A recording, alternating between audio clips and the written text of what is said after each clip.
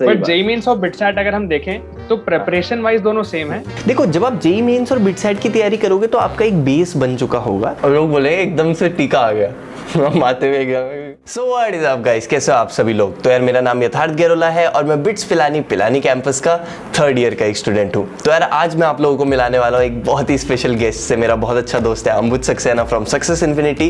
तो हाय अंबुज, कैसे हो। हाय यथार्थ, बस यार मजा आ गया तुमसे बात करने का, अपॉर्चुनिटी मिली, थैंक्स फॉर द अपॉर्चुनिटी यार। तो अंबुज, मेरे को काफी स्टूडेंट्स इंस्टाग्राम पे, यूट्यूब पे और कई जगह पर लिखते हैं कि भैया मैं जेई मेंस की तैयारी कर रहा हूँ और साथ में मैं बिटसैट की भी तैयारी कर रहा हूँ। तो कई बच्चे कंफ्यूज रहते हैं कि भैया मैं जेई मेंस पे ज्यादा फोकस करूँ या फिर बिटसैट पे ज्यादा फोकस करूँ। तो जनरली मेरी एडवाइस तो उनको ये रहती है कि यार तुम जेई मेंस और बिटसैट के लिए देखो, पीसीएम तो ऑलमोस्ट सेम ही होता है, वही एनसीईआरटी, वही एचसी वर्मा, वही सब चीजें होती है। हाँ, इंग्लिश और लॉजिकल रीजनिंग थोड़ा सा अलग होता है। अगर आप जेई मेंस के और बिटसैट के प्रीवियस ईयर क्वेश्चंस अगर कर लो तो मेरे हिसाब से वो जो डिफरेंस है ना वो भी हो जाएगा। तो तुम्हारा क्या टेक है इस पे। देखो, ये तुम एक बहुत बड़ा क्वेश्चन होता था जैसे तुमने बताया, एंड काफी सारे बच्चे पूछते हैं दैट भैया how we can balance our JEE Mains as well as BITSAT preparation. So first of all this question is apparently wrong, क्योंकि बैलेंस उन चीजों को करा जाता है जो बहुत ज्यादा डिफरेंट होती है। फॉर एग्जाम्पल, अगर कोई मुझसे पूछे कि how to balance my passion of singing along with JEE preparation, तो फिर चलो वहां क्वेश्चन आएगा कि दोनों अलग अलग चीजें, उनको बैलेंस कैसे किया जाए। बट जेई मेंस और बिटसैट अगर हम देखें तो प्रिपरेशन वाइज दोनों सेम है, बट जो पेपर का अटेम्प्ट करने का तरीका है, जो स्पीड एक्यूरेसी वाला पार्ट है, सिर्फ उसमें डिफरेंस आता है। तो इसमें ज्यादा बड़ा इशू नहीं है आपको बैलेंस करना है। तो we just have to see the difficulty level of questions. ठीक है, तो अगर हम बिटसैट की बात करें तो हम लोगों को पता है कि सेम 3 आवर्स में जेई मेंस में हमें जहां 75 क्वेश्चंस करने होते हैं, बिटसैट में 3 घंटे में 150 क्वेश्चंस करने, यानी सेम टाइम में डबल अमाउंट ऑफ क्वेश्चन। तो ऑब्वियसली बात है कि बिटसैट का लेवल थोड़ा सा इजियर रहेगा।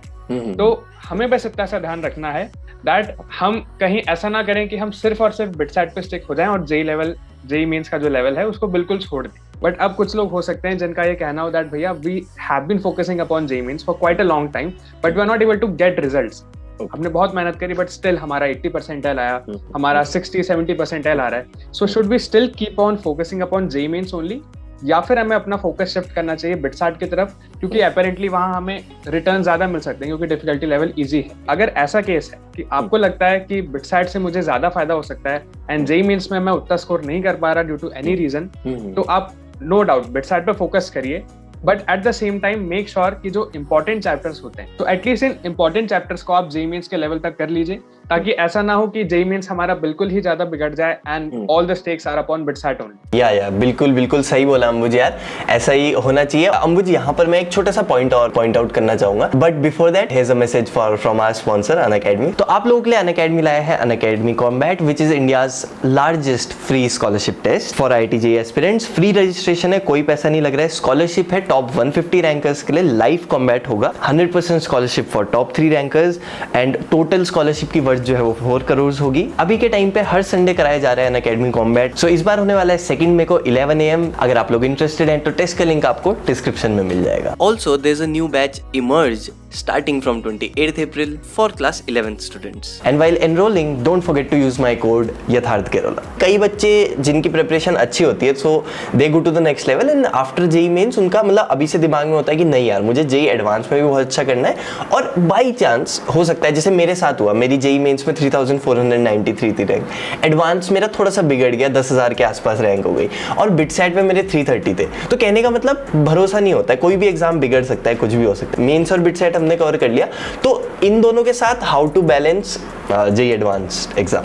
That's actually very interesting question, क्योंकि BITSAT and JEE advance are like at two extremities. BITSAT में हमारा टारगेट होता है कि हम नंबर ऑफ क्वेश्चंस जो अटेम्प्ट कर रहे हैं वो मैक्सिमाइज हो जाए। On the other hand JEE advance में कभी ये टारगेट नहीं होता कि हम लोग बहुत सारे क्वेश्चंस करें। जेईई एडवांस में रहता है कि हम सिलेक्टेड क्वेश्चंस करेंगे, 50% ही करेंगे, लेकिन अगर उसमें से 90% आंसर्स हमारे सही हैं then we can easily get a rank of 6 to 7,000 or maybe even better. तो जेईई एडवांस को अगर हमें साथ साथ में लेकर चलना है then the best thing would be कि आप कुछ सेलेक्टेड टॉपिक्स ऐसे पकड़ लीजिए जिसमें आपको कॉन्फिडेंस है कि यार इनके क्वेश्चंस में कर सकता हूँ। मेरी अभी प्रैक्टिस का लेवल उतना है, मेरी प्रिपरेशन अभी उतनी है कि अगर मैं इस पे थोड़ा सा वर्क अपॉन और करूँ अगले 1-2 महीने में, तो मैं प्रीवियस ईयर जेईई एडवांस के क्वेश्चंस तो बहुत इजीली कर लूंगा। और अगर आप प्रीवियस ईयर क्वेश्चंस कर पा रहे हैं बिना सॉल्यूशन को देखे, दैट मींस कि आपकी प्रिपरेशन अच्छी है। अब जो नया क्वेश्चन आएगा वो 99% चांस है कि आप कर लोगे if your mindset at that point of time is perfect. तो मुझे यहाँ पर मैं एक पॉइंट ऐड करना चाहूंगा, मैं अपना ही एग्जांपल देता हूँ। तो मेरा क्या था, मेरे जेई मेंस में 85 मार्क्स थे out of 120 in chemistry. JEE Advance में मेरे 13 मार्क्स थे केमिस्ट्री में, तो मतलब बहुत कम थे। और वो बात मुझे पहले से पता थी, मैंने आयुष सर को पहले से बोल दिया था कि सर देखो मेरे ना एडवांस में केमिस्ट्री में कम आएंगे, हाँ मेंस में आ जाएंगे। ऐसा क्यों? क्योंकि देखो मेंस में क्या होता है ना, मतलब आपको क्या होता है, बेसिक नॉलेज होना चाहिए चीज़ों का, आपको जुगाड़ आना चाहिए, मतलब टेक्निक्स, अगर आपको टिप्स एंड ट्रिक्स पता है, आपने वो याद करने के तरीके नहीं बनाता है जैसे केमिस्ट्री में निमोनिक्स वगैरह, आपको वो सब अगर अच्छे से आता है सो हो जाएगा, आपका काम चल जाएगा, है ना। लेकिन एडवांस में ऐसा होता है कि आपको डीप नॉलेज होना चाहिए सब्जेक्ट का। अब एडवांस में क्योंकि मुझे फिजिक्स बहुत अच्छी लगती थी, मुझे फिजिक्स में डीप नॉलेज था रिलेटिवली, तो इसीलिए मेरे उसमें 73 मार्क्स है। तो कहाँ केमिस्ट्री में 13 नंबर और कहाँ 73? तो वही जैसा तुमने बोला कि यार तुम चाहे 60% टॉपिक्स करो पर 60% को बिल्कुल अच्छे से करो। अब देखो अगर आपने जेईई मेंस और बिटसेट की तैयारी करी है, वो जो 40% टॉपिक्स भी है आपको थोड़ा तो आता ही होगा, बिकॉज कई बार क्या होता है कि जेईई एडवांस वाला 3-4 कॉन्सेप्ट्स मिला के क्वेश्चन पूछता है, तो आपको थोड़ा थोड़ा तो हर चीज का पता होना ही चाहिए। वो तो आपको पता होगा ही अगर आप मेंस और बिटसेट के लिए तैयारी कर रहे हो। So in fact it's an added advantage कि आपको मेंस और जो आपने बिटसेट की तैयारी करी उससे आपको एक बेस मिल गया हर टॉपिक का। अब जब आप एडवांस की तैयारी कर रहे हो उसमें आपने 60% टॉपिक बिल्कुल एकदम अलग लेवल, मतलब मस्त से प्रिपेयर कर दिए, तो आपको सारे टॉपिक्स का थोड़ा आइडिया है और 60% में आपकी मास्टरी है, क्योंकि डीप नॉलेज होना बहुत जरूरी है एडवांस के लिए। अगर आपको डीप नॉलेज नहीं है तो नहीं हो पाएगा, जैसे मैंने अपना फिजिक्स और केमिस्ट्री वाला एग्जांपल दिया, है ना। एक चीज में छोटी सी चीज यहाँ पे बोलना चाहूंगा बिल्कुल, कि अगर आप में से कोई एडवांस की प्रिपरेशन कर रहा है, कोई टॉपिक्स पढ़ रहा है, देन मेक श्योर कि आप उसको अच्छे डेप्थ में, मतलब डेप्थ तक जाके पढ़ें। अगर आप उसको 80% भी पढ़ रहे हैं, 100% डेप्थ में नहीं जा रहे, स्टिल हो सकता है आपसे क्वेश्चन ना हो, तो आप वहां आपका टाइम वेस्ट हो जाएगा। जेईई मेंस में तो आप सिर्फ इंपॉर्टेंट चैप्टर्स अच्छे से कर लो और जो भी आपके प्रीवियस क्वेश्चन है वो ढंग से कर लो। एडवांस में जैसा आपको बताई दिया कि सिलेक्टेड टॉपिक्स हैं उनको लो और 100% अच्छे से अपना कॉन्सेप्ट समझ लो। और बिटसेट में आपको सब कुछ करना पड़ेगा, आप एक भी चैप्टर छोड़ने का नहीं ले सकते रिस्क। ये तो है, ये तो है। और मेंस के बाद ही एडवांस होता है, मतलब कुछ दिन का गैप हमको मिलता है, सो उस गैप में हम फोकस कर सकते हैं कि ये वाले टॉपिक्स तो मुझे बहुत अच्छे से करने हैं ना। और कुछ टॉपिक्स ऐसे होते हैं कि जो हाई वेटेज होते हैं और लेस एफर्ट वाले होते हैं, तो उनको हम सबसे पहले कर सकते हैं, जैसे मॉडर्न फिजिक्स वगैरह है। तो मॉडर्न फिजिक्स पढ़ने में, मतलब बहुत गहराई से भी पढ़ने में आपको बहुत ज़्यादा टाइम नहीं लगेगा, जितना सिलेबस है आपका नहीं। अब मान लो आप मैकेनिक्स की गहराइयों में जाने लगे, मान लो आप रोटेशन, आप सोचोगे कि मैं तो रोटेशन एकदम गहराई से पढ़ूंगा, पूरी कर दूंगा रोटेशन, है ना। अब मुझे पर्सनली बहुत अच्छा लगता था रोटेशन और मज़ा भी आता था करने में, बट मुझे ये बात पता है अगर बंदे को रोटेशन नहीं आता है और वो सोचता है मैं एडवांस के लिए रोटेशन बहुत अच्छे से करता हूँ, हो सकता है उसके 2 या 3 क्वेश्चन हो जाए, लेकिन वो 2-3 क्वेश्चन के लिए जितना टाइम वो लगाएगा, इतना अगर वो लेट से इतने में वो मॉडर्न फिजिक्स, ऑप्टिक्स और इलेक्ट्रोमैग्नेटिज्म पूरा कर लेगा शायद, है ना। हाँ, अगर आपने कर रखे हैं पहले से वो वाले टॉपिक्स, फिर आप रोटेशन वगैरह कर सकते हो, बट आई थिंक सबसे पहले हमें मॉडर्न फिजिक्स, ऑप्टिक्स और ऐसे टॉपिक्स जिससे